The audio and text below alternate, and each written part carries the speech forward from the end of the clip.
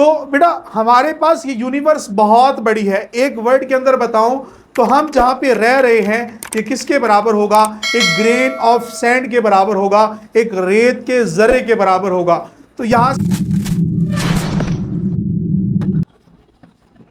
अस्सलाम वालेकुम। एक नए दिन एक नए लेक्चर के साथ मैं हूं आपका टीचर तौसीफ खान। आज हम पढ़ेंगे one of the most important short question chapter number 1 में से main frontiers of fundamental sciences. इस टॉपिक को पढ़ने का मकसद ये है कि हम जानेंगे कि साइंस किन किन फ्रंटियर्स को टच करती है। फ्रंटियर से मुराद सरहदें हैं, यानी कि सबसे बड़ी चीज़ का अहाता करती है, फिर सबसे छोटी चीज़ का अहाता करती है, और छोटी और बड़ी चीज़ में जितनी भी दरमियानी चीज़ें आती हैं हम सारी के सारे इन फ्रंटियर्स ऑफ साइंसेस में पढ़ते हैं। तो यहाँ से सबसे काबिल गौर बात यह है, शॉर्ट एमसीक्यूज भी आता है आपके पास, कि टोटल नंबर ऑफ फ्रंटियर्स कितनी है। तो हमारे पास 3 हैं। सबसे पहली वाली जो फ्रंटियर आपके पास है, world of extremely large objects. आपके पास लार्ज के साथ वर्ड लिखा हुआ है एक्सट्रीमली। लार्ज तो आपको बताता है कि कितनी बड़ी चीज, अब ये डिसाइड करेगा एक्सट्रीमली इंतहाई बड़ी, इससे बड़ी कोई और चीज ना हो, और उसकी एग्जांपल में आपके पास है यूनिवर्स। अब सवाल ये पैदा होता है कि यूनिवर्स कितनी बड़ी है। हमारी यूनिवर्स बहुत बड़ी है, अप टू द इंफिनिटी। इसके अंदर 200 ट्रिलियन गैलेक्सीज हैं, जिसको हम ऑब्जर्वेबल गैलेक्सीज कहते हैं। बहुत सारी गैलेक्सीज अभी हमने ऑब्जर्व भी नहीं की, उन्हें हम अनऑब्जर्वेबल गैलेक्सीज कहते हैं। इन ऑब्जर्वेबल गैलेक्सीज में से one of the major galaxy जो हमारे काम की है वो मिल्की वे गैलेक्सी है, जिसमें हम इस वक्त रह रहे हैं। लेकिन इस मिल्की वे गैलेक्सी में कितने स्टार्स हैं, इस बात का अंदाजा हम इस गैलेक्सी के अंदर रहते हुए नहीं लगा सकते।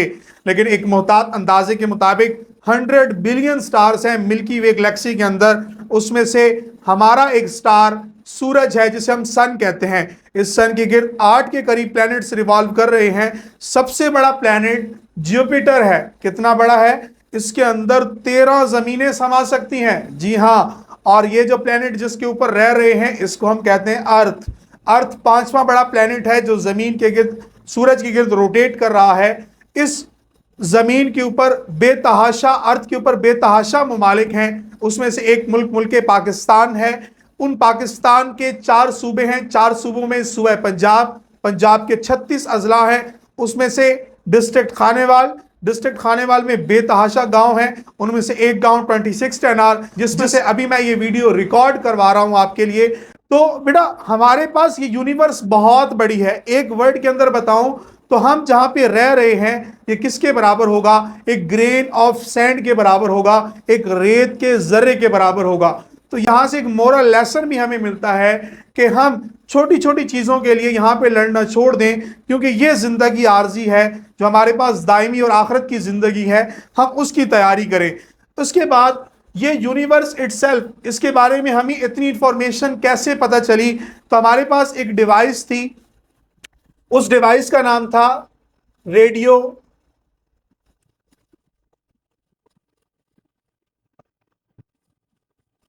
टेलीस्कोप। और आपकी फिजिक्स के अंदर ही बताया गया है कि ये यूनिवर्स कैसे बनी थी। तो ये एमसीक्यूज भी अक्सर आ जाता है आपके पास। 20 बिलियन ईयर्स अगो एक प्रोसेस हुआ था जिसको हम कहते हैं बिग बैंग। बिग बैंग का मतलब होता है बहुत बड़ा धमाका। एक बहुत बड़ा धमाका हुआ था जिसके नतीजे में ये यूनिवर्स बनी थी। और ये universe first frontier of fundamental sciences, जिसमें हम डील कर रहे हैं, world of extremely large objects. इसके बाद हमारे पास है रेडियो टेलीस्कोप। अब ये रेडियो टेलीस्कोप ने हमें ये सारी इंफॉर्मेशन दी यूनिवर्स के बारे में। रेडियो का मतलब रेडियो वेव्स से निकला है, तो यहां से भी एमसीक्यूज बन सकता है कि रेडियो टेलीस्कोप में कौन सी वेव्स इस्तेमाल की जाती हैं? रेडियो वेव्स इस्तेमाल की जाती हैं। टेलीस्कोप, हमारे पास जो फादर ऑफ फिजिक्स हैं गैलीलियो, उन्होंने टेलीस्कोप का कॉन्सेप्ट दिया था। ये हम डिटेल से पढ़ेंगे चैप्टर नंबर 10 के अंदर। अब इसके अंदर जो सी वेव्स इस्तेमाल होती हैं वो आपके पास है रेडियो वेव्स। और ये जो रेडियो वेव्स हैं ये आपके पास असल में इलेक्ट्रोमैग्नेटिक वेव्स हैं, चैप्टर नंबर 8 में पढ़ेंगे। और इलेक्ट्रोमैग्नेटिक वेव्स को मैकेनिकल वेव्स भी कहते हैं, जिनको ट्रैवल करने के लिए मीडियम की जरूरत होती है। रेडियो टेलीस्कोप क्या काम करता है मैं एक ही लफ्ज के अंदर आपको बता देता हूं। ये आपके पास इंफॉर्मेशन इकट्ठी करता है, टुगेदर इंफॉर्मेशन। अब कौन सी इंफॉर्मेशन इकट्ठी करता है? हमसे जितने भी दूर दूर के प्लैनेट्स हैं, ये मिल्की वे गैलेक्सी, जुपिटर, उसके बाद जितने भी हमारे पास प्लैनेट्स हैं, सबकी इंफॉर्मेशन हम इस डिवाइस के जरिए इकट्ठी करते हैं। उसके बाद आपके पास second frontiers of fundamental science आ जाता है, तो लगाएंगे यहां पे वर्ल्ड ऑफ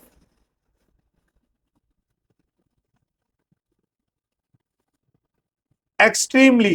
दोबारा से वर्ड आ गया, हमें स्मॉल ऑब्जेक्ट्स तो चाहिए, लेकिन हमें एक्सट्रीमली स्मॉल, इंतहाई छोटे ऑब्जेक्ट्स चाहिए।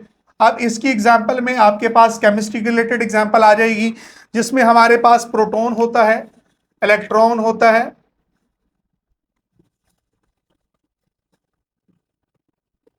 इलेक्ट्रॉन, प्रोटॉन, न्यूट्रॉन, ये सारी चीजें आपके पास आ जाएंगी।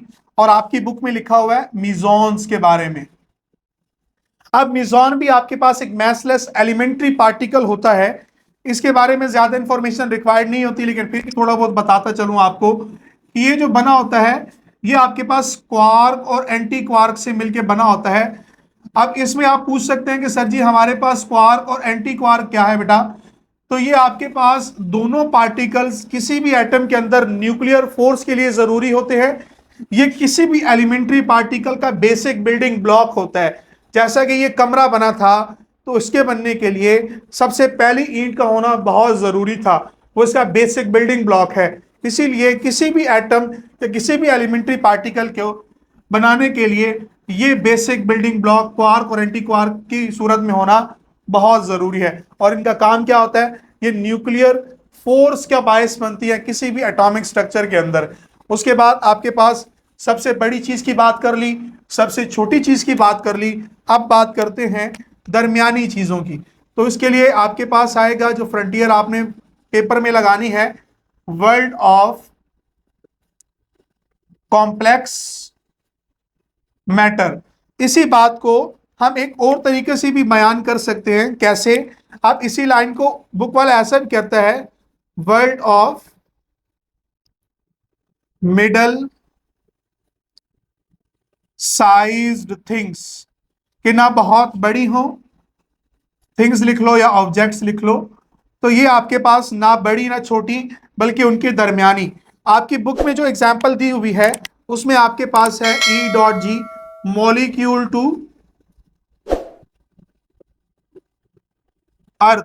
अब मॉलिक्यूल से बड़े और अर्थ से छोटे जितनी भी चीजें आपके पास आएंगी, ये मोबाइल हो गए, विंडोज हो गई, डोर्स, खिड़कियां, बसेस वगैरह, ये सारी की सारी एग्जांपल्स इसके अंदर आएंगी। इसके बाद आपके पास ये वर्ल्ड ऑफ कॉम्प्लेक्स मैटर और world of middle size things, इनको आपने नंबर 4 नहीं कर देना बेटा। ये 3 जो आपके पास थर्ड फ्रंटियर है, उसी की एक बताने का मकसद, अंदाजे बयां मुख्तलिफ है थोड़ा सा, कि वर्ल्ड ऑफ कॉम्प्लेक्स मैटर या world of middle size things, अंदाजे बयां मुख्तलिफ है लेकिन मानी और मकसद एक जैसा है। जैसा कि मैं आपको एक मिसाल से वाज़ेह कर दूं कि मैं एक मैसेज कन्वे कर रहा हूं आपको कि मैंने सुबह नाश्ता किया।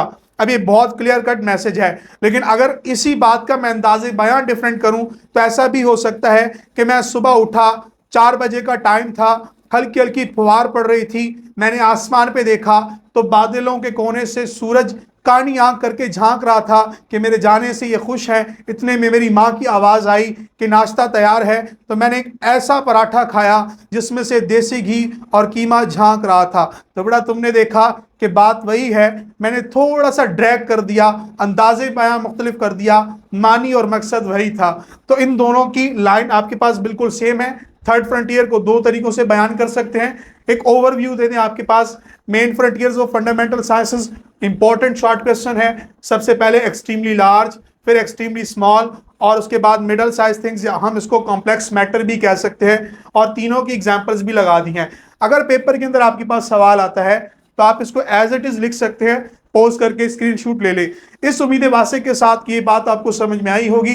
इसके अलावा कोई भी बात अगर आपको समझ में नहीं आई तो कमेंट सेक्शन में लाजमी पूछिएगा। इस उम्मीद वासे के साथ कि मुल्क पाकिस्तान में आप और हम सब तरक्की करें। अल्लाह हाफिज।